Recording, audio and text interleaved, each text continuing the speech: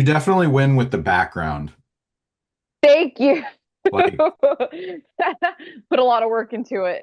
I know we have to talk about wrestling, but I want to talk about that for a few minutes because Absolutely. I see the Beetlejuice ticket right behind you, or the marquee, and then looks like we got the creature with your helmet, Yeah, Silence of the Lambs.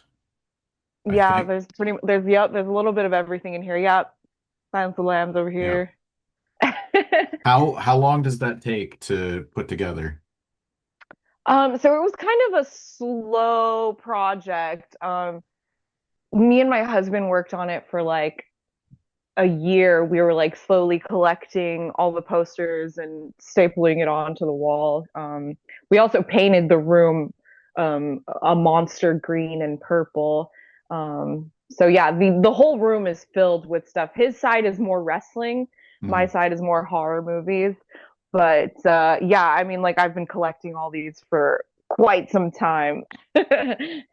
Is that something that you like go out and you're like, hey, I have an idea of what I want, or is this stuff you just kind of find on the road when you're, in between like shows and stuff like that, and you have to figure out how am I going to get it home? Sometimes I find stuff on the road. Like when I travel, sometimes like there will be like a horror convention going on. The same time I'm doing a show, so I'll like stop in and I'll like buy some stuff, obviously. Or I do a lot of signings at horror conventions, so I definitely buy a lot of stuff while I'm doing my signings. During my breaks, I'll go shopping. Um, yeah, but a lot of stuff I get like online, a lot of things I'm gifted. People know that I love horror, so it's really easy to buy gifts for me. Like you get anything from an 80s horror movie and I'm a happy camper. Mm. I actually just watched Alligator for the first time the other day. That Oh, nice. that Okay, was kind yeah, of yeah. fun. Very, very low budget, but Right. I I had love the low fun. budget ones. So I know horror is like a big part of your personality, but has there ever been, whether it was your pitch or another, somebody else was like, maybe we should pull more from that genre to make it like an on-air character? Has that ever been discussed, or is that something you kind of like keeping separate? Well, see, I had been trying to forever, especially like when I came up on the main roster and Vince turned me heel. I was like, okay, well, what does bad guy Shotzi look like? And I would knock on Vince's door and be like, hey, like if we're gonna go this bad guy route, I'd really love to change up my character because at the time he also like he was like, okay, well, you're gonna be a bad guy. We're gonna take away your tank and your helmet and like strip you down a little bit. And I was like, well, could I get a little more psychotic or a little more horror-esque? Yeah, I definitely wanted to play with my character and it just never happened. I mean, that also has to do with like not being on TV too much. So I never really got to like develop my character in any new direction.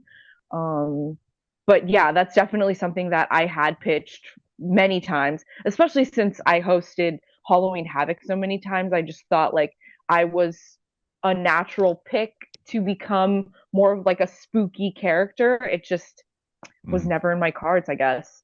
Was there a specific, whether it's a final girl or villain that you kind of like thought, hey, if I, like I was a little bit like Nancy, or if I was a little bit like this, is there anybody that you had in mind when pitching that stuff? Not necessarily. Um, like I wanted to go like balls to the walls, like Linda Blair in The Exorcist. Hmm. Like just get real kooky and crazy with it. Um, like a possessed character. I don't Hmm. know.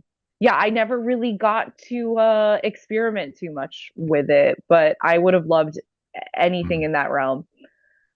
I think there are some similarities in, we're talking about you're going to make your MLW debut this weekend.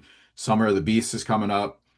Uh, Dijak, who's also over there with MLW now, I talked to him about, sort of having the platform with MLW to experiment with character and kind of work behind the scenes a little bit more hand in hand, just trying to, show the presentation that you had in your mind over in Hmm. WWE, now getting the actual chance to do it your way. What should fans expect, and what's your main goal for this chapter coming up? Yeah, like I'm still figuring out exactly what this new Shotzi is going to look like. But I'm thankful for MLW for giving me the platform, and I feel like their game to let me really play creatively, which I'm also very grateful for. So I'm excited to finally be able to you know, run with it and get creative. So yeah, I'm excited for everyone to see like how much I can build a character because I never really got that opportunity, but I feel like I've always been very creative. Um that's just me and yeah, I'm excited to use use my Mm, creativity. yeah, and we started talking about your background, but you also do Chamber of Horrors. You have your own YouTube Yeah. series. Is there like any update on how that show's going to continue? Are there going to be any changes because you're not with Scarlett every week, or No, me and Scarlett are making it work. Like we live in Orlando and we're both willing to like meet each other halfway.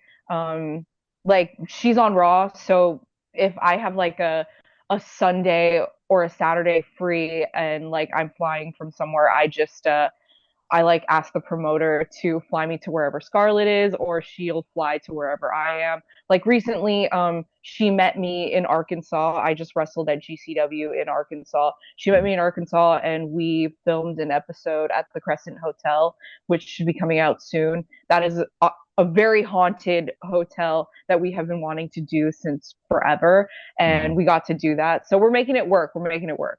That's a pretty nice perk, asking the promoter, "Hey, I'm gonna go explore haunted houses with my best friend." Yeah. It's yeah, they're not opposed to flying me to wherever I need to go to. So yeah, it's nice.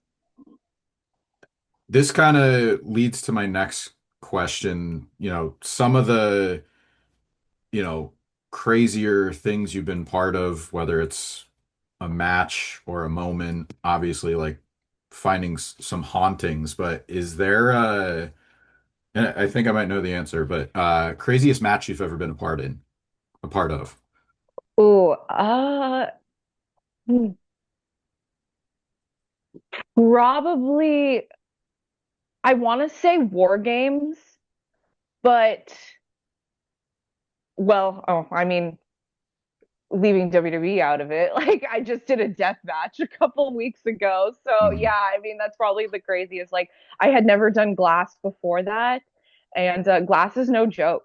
It's pretty scary, and it cut me up pretty bad actually. Yeah, so deathmatch wrestling is no joke. I was going a completely different direction. I thought maybe you were gonna say like I wrestled in my wedding dress. I was thinking like out of the I was thinking like out of the box. I wasn't thinking like Like violence. So painful, right? Yeah. I mean that it's kind of why I definitely left it's kind of why I left it vague, because I was like, let's right. see where. Yeah, I mean, that is honestly something that I'm still to this day so surprised that WWE let me do. But Road Dogg is so awesome and he's so down for the kooky stuff. So I knew right away when knowing that Road Dogg was running the live events that asking him he was gonna let me do it. Because he's just so down for the fun stuff. And yeah, like I text him about wrestling in my wedding dress, and Mhm. he was like immediately yes, we'll make it work. So yeah, I'm so grateful. Thank you, Road Dogg. You were the coolest. And it's one of the few wrestling weddings that A was legit and B Yes. didn't end in, you know, the bride and groom covered in cake. You actually, Right, right. I kind of wish we were covered in cake though. Like mhm. I wish you were there when we were calling the match because some cake debauchery would have been awesome. So one of the things that I've really enjoyed watching over the past few weeks is your ongoing feud with Matt Cardona. Yeah. You stole his crown, you stole his web show.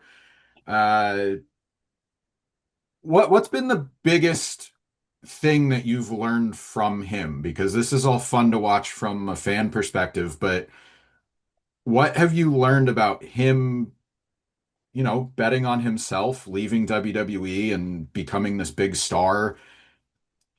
Obviously, it's good for you to work with him and, have fun at his expense, but what has been the biggest thing that maybe not even directly that he taught you, but something that you just noticed like, oh, hey, here's what's going to take me to the next step.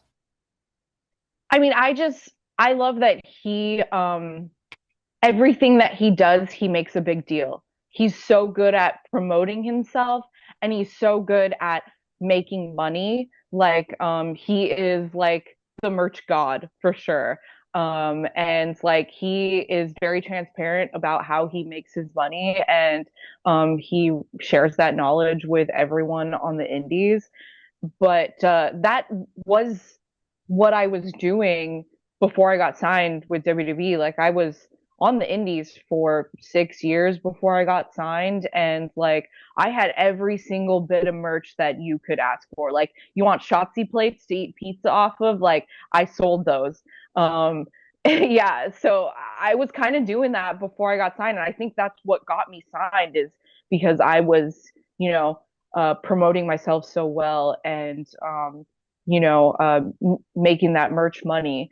So yeah, I when I came back to the indies, he was a little bit of a inspiration, and yeah, I just kind of want to be where he's at. Like I look at the indie landscape and I immediately look at Matt Cardona and I think I want to be where he is. That is the career that I want on the indies.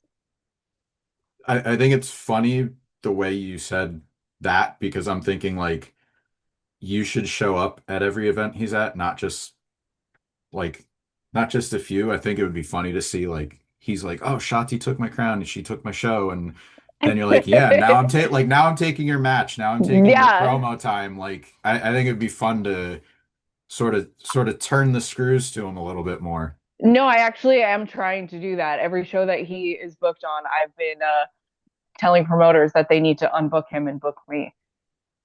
And I just want to point out, I want to point out he has history in MLW, so I know, I know. I maybe don't know that he'll show up, but that would be funny to see it happen a little bit more often.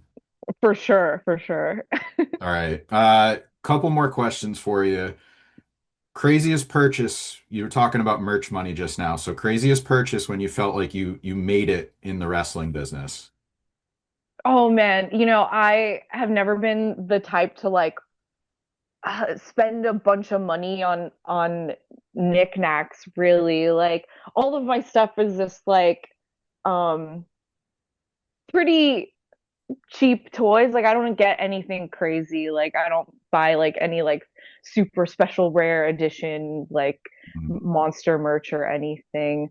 But oh man, yeah, I don't know. I've I don't think I have anything that I've really splurged on. Like I just have a lot of cheap things, I guess. Mm. All right. Any luck? I think you just said this I think you talked to Chris Van Vliet. You wanted the original tank back because any luck on reaching out, putting feelers out, like, hey, I maybe I mean, can. I asked and they said that they would get back to me and I haven't heard back yet. So yeah, I'm still waiting. I'm still waiting. I might check back in soon, see how that's going because like they're busy doing, you know, Mm. running a show every week.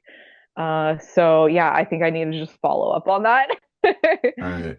If nothing happens, you can spend a little merch money. You can get a bigger and better tank, and that'll be your craziest purchase. So, Yeah, absolutely, absolutely. Well, I mean, that tank was custom. Like I watched it get built at the performance center every day.